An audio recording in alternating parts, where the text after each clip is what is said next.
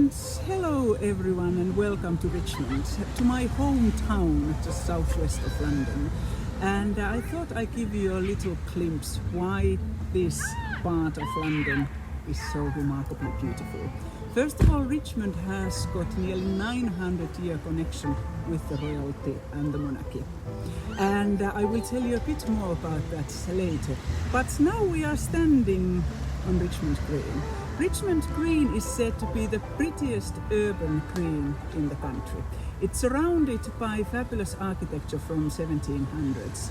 And what this green was used for in centuries ago, that this was the jousting ground. And today this is also a different kind of jousting ground, because today cricket is played here. Richmond has got two cricket teams, hence we then have two pubs on the green, the Cricketers and the Prince's Head. So let's go now and I'll show you a bit about the beautiful listed architecture that this green is so famous for.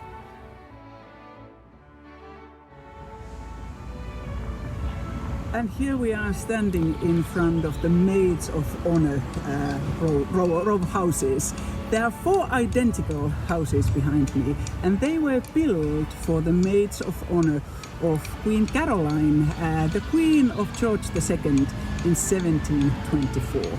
And they just encapsulates everything beautiful what is the Georgian architecture. If you look behind me, the fabulous fan lighting above the doors, and it was actually said that the fan lighting, because then there were no street numbers in those times, so that the fan lighting was a little indication for the person bringing the mail that where each person lived. And also then if you look onto the facade, you see little white dots. Those were the fire marks. The Great Fire of London was in 1666, and it destroyed most of the London, which was the city of London in those days, and there were no insurances. So after the Great Fire of London, the insurance companies then started to, they started to build up, and they were founded. And the white dot on the wall there indicates that the fire insurance was paid, and if that particular house got caught in fire, the fire engines and firemen would come and extinguish the fire. And they are private houses. There are four in total, and in number one used to live Ronnie Wood. In number two was later on then in Victorian times gentleman called Richard Burton. He was the Victorian explorer. He was a poet, he was a fencer, he was a diplomat, he spoke 29 languages, and he very proudly said that I have committed every sin in the 10 Commandments. And if we now walk slightly further up, the corner where Richmond Green ends and the Palace Green starts, that's where something quite remarkable happened, because that's where the first ever pineapple in this country was grown. The pineapple was something extraordinarily wealthy. Well, it was a sign of wealth. It was difficult to grow the pineapple, but it was then a Dutch merchant and a banker, Matthew Decker, who moved here and brought his gardener with him, and they managed to grow the first ever pineapple here in 1714. And pineapple was, if you were wealthy, you had a pineapple as a centerpiece during your dinner. And because it cost £5,000 for one pineapple in today's money, and if you couldn't afford to buy one, you rented one. And also the word pineapple came into the language, saying that he is a very pineapple of politeness, and it all started. The pineapple, homegrown pineapple, very proudly I can tell you, is from here.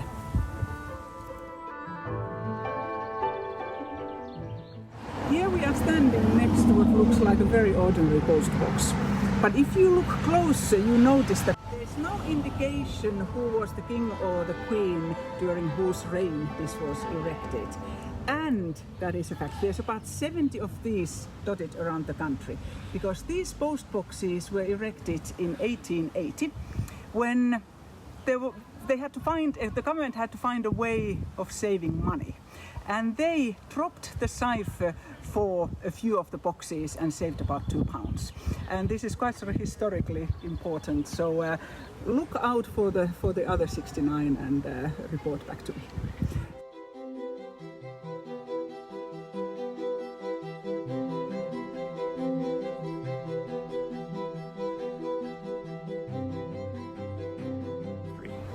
And now we are standing in front of what's left of the Richmond Palace. Richmond Palace originally, actually, the name was the Sheen Palace. This was a favorite palace of Elizabeth I. She used to spend a lot of time here. She was actually imprisoned here during her half-sister's reign, Bloody Mary's reign. But despite that little incident, she loved here. She loved and spent all her spare time outside London if she was. This was her favorite place. She died here in 1603, and the story goes that the window that you can see above the gatehouse, so that coronation ring was taken off her hand. It was dropped through that window above the gatehouse, and a rider rode all the way up to Scotland and gave it to the Scottish king, who then became James I. And then subsequently, if we go further a decade or so, Charles I in 1625, when he became the king, also a couple of months into his reign, a disaster happened in London because there was a huge plague. So he moved his court from Whitehall Palace in the centre of London and moved his court to Richmond Palace. So he lived here for until it was safe to go back to London. Well, he survived the plague, but we know that he didn't survive very much longer, because he's the only king that was beheaded at the end of the Civil War of 1649. And after the Civil War, Richmond Palace was demolished. It was sold brick by brick. It was sold for £13,000. And what we have left of Richmond Palace, the palace that Henry VII built, is the gatehouse, and then a bit of wardrobe. Although as we walk through the gatehouse, I will show you. Christopher Wren, of course, had his fingers in pie, and he helped to build and remodel the wardrobe. And here we are standing underneath the gate, built by Henry VII. Well, it was constructed by 1501. And we have a few fabulous details, architectural details here. First of all, the original hinges of the gatehouse.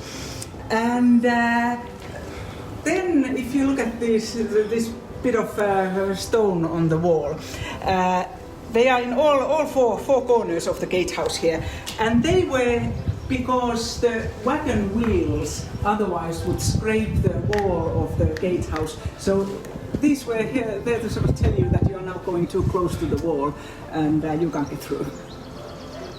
Right, so here we are inside the palace, and as I mentioned, not much is left of the original.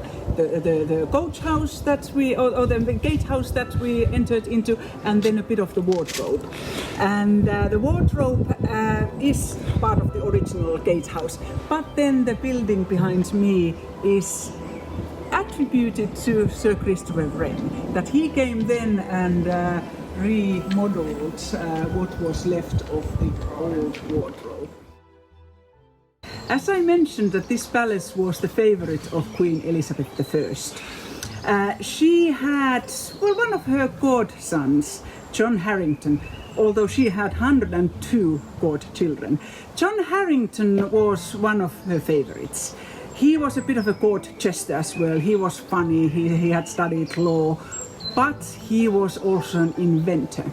And he made for his grandmother the first known flushing toilet in any private house or anywhere, and that was in 1597. And that first flushing toilet was built here in Richmond Palace. And if the tide is right, I might be able to show you the original pipes that then were used to flush everything out onto the river. So let's wait and see.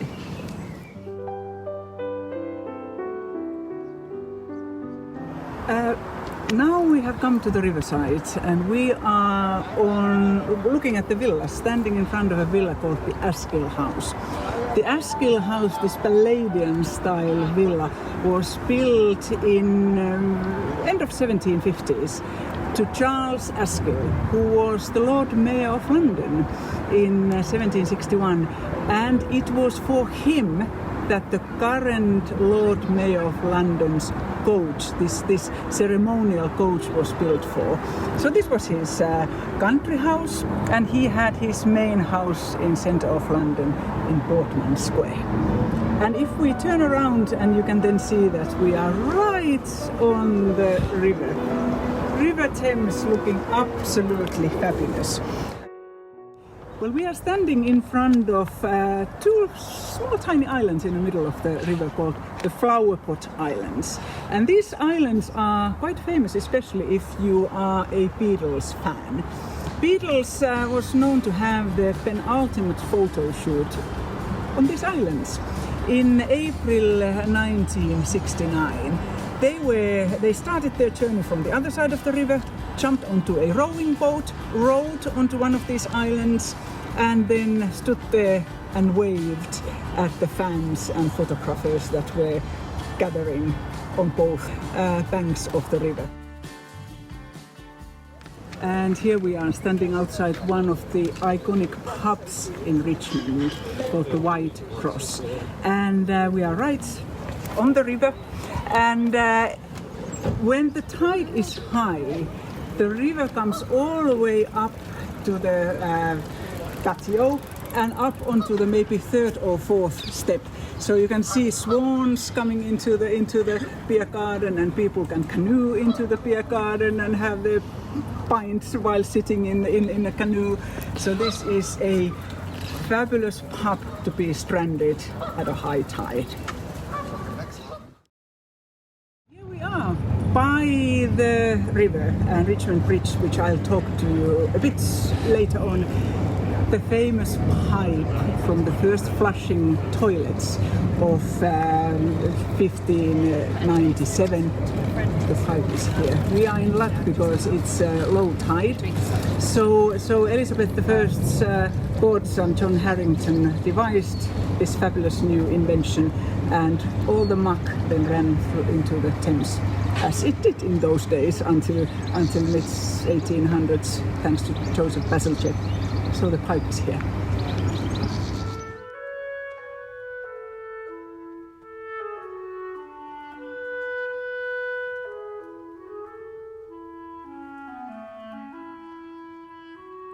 How gorgeous is this view? You are now looking at the view that is protected by the Act of Parliament of 1902. Nothing can be built to obscure this view. This view not only is loved by you and I, but it's also the view that was loved by William Turner, who painted the view from here. He lived just there in the bend of the river. This view was loved by Joshua Reynolds, who lived up here, exactly more or less where we are standing now. This view was loved by Gainsborough, who lived exactly where we are standing now. And how beautiful was Richmond. I hope you enjoyed this very quick whirlwind tour of Richmond. There's so much more, and I would love to take you deeper into the bosom of Richmond. So much to see, and we haven't even touched the music aspect. So come and hear all about the Rolling Stones and Beatles and Eric Clapton and all the 60s, 70s and 80s musicians. But signing off from my beautiful Richmond for now. Thank you for watching and hope you are all well.